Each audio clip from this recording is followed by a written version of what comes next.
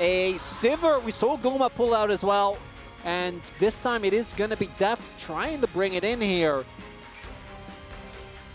It just once again It's feels not like Jhin anymore. It just once again feels like a low-value bot game. I think Sivir comes out again as an answer into Ziggs. So we'll see if that works as well as we out of the Rift for game number 3. Downhill from there. On the flip side, this T1 roster has been together, excluding Zeus, since 2021. And talk about Zeus did take a bit of a beating here early on. presumably still hasn't been seen, so maybe Guma gets punished here. Oh, okay. Nice little force flash from Finish It? I forget what the combined cost. I can't remember the exact amount, but it's not much at all. Yeah. Well, they're trying to set up here for the grubs. And KT Rolster with the Ivern are utilizing that zone control very well. But in goes Beryl. He says, enough of the zone control. I'm just going to put my face in it. And he does do that, and he's probably dead as the knockup comes in. He gets a shield, though. Stays alive for a very long period of time, but eventually does go down. First blood goes to Faker. And all going to be thrown out here by Guma, who is level 6. As T1 will look to push them away and take the other 2 grubs. Power that you desperately need is Guma. Does have his flash, low on mana, and doesn't have his satchel. Yeah, he just used it for poke. Here comes Deft, trying to come in, gets the Q down. Guma will flash away, some mines on the ground, but 1 Q could do it, or just an auto, as Deft is just going to take him down, and Guma does get punished. Carries. Owner taking away the from the Ziggs and just get it for your Sivir and your Jax as well in that Supreme late game. Definitely going to want that with some side lane threats. As here we go, gonna try to come in here. The knockout comes in. There's that TP you guys are talking about, and now Faker in a really rough spot. He's gonna get Bartled, but there's really nobody to save him as Beryl takes a bit of damage, but will survive with the help of the Ivern. And this is the exact fight we were talking about for a minute. Comes through, but it doesn't really help Faker's situation. Pull a Beryl, which he's Beryl. So as we're looking for the Rift Heralds here, there is vision.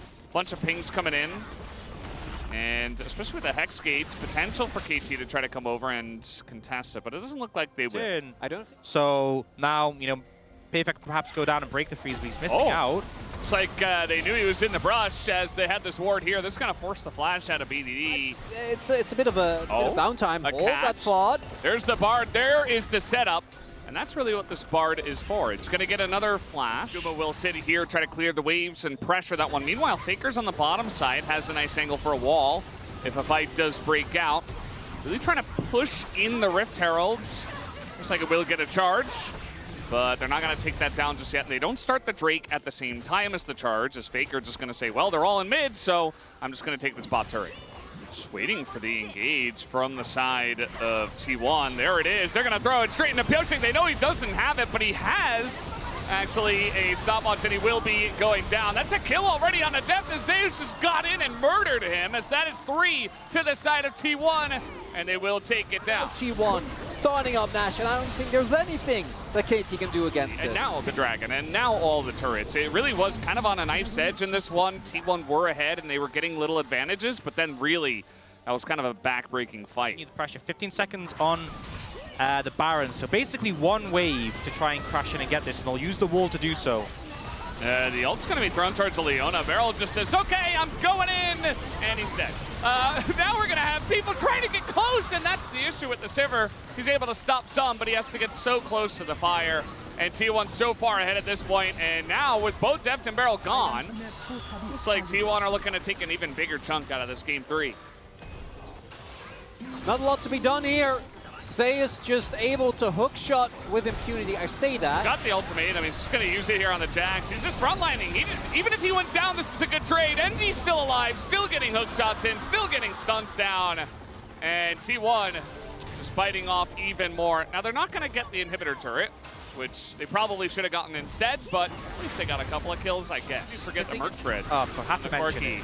Little engage here from Beryl, but at the end of the day, he uses his satchel defensively, and Beryl's dead. And the timing this time with the Bard is fantastic, as Death will actually run away. Keria getting pretty close to the sun, and now it's Zeus who does take that magical journey in and is looking to end this game. I see one a little bit low on the health bars, but there's the knock up, the stun onto Perfect. He's got to flash away. Zeus is not going to let them get away at this point in time. Deft's desperate to try to do something, but he will be taken down. And so will BDD. So those 2 short-range carries will be taken out of the game, and T1 will look to end it. And the imminent end, possibly to the last dance, can be felt as this third Nexus is gonna fall. T1 gonna go up to match point. Not a guaranteed win for them. I still think this game, despite the score early on, felt like it was decently back and forth. I can see Deft and Barrel in that shot, but I saw someone on the left as well. As it ends up Guba topping the damage charts. And you know, I'm going to say, there's a pick we've actually seen be pretty good into Ziggs.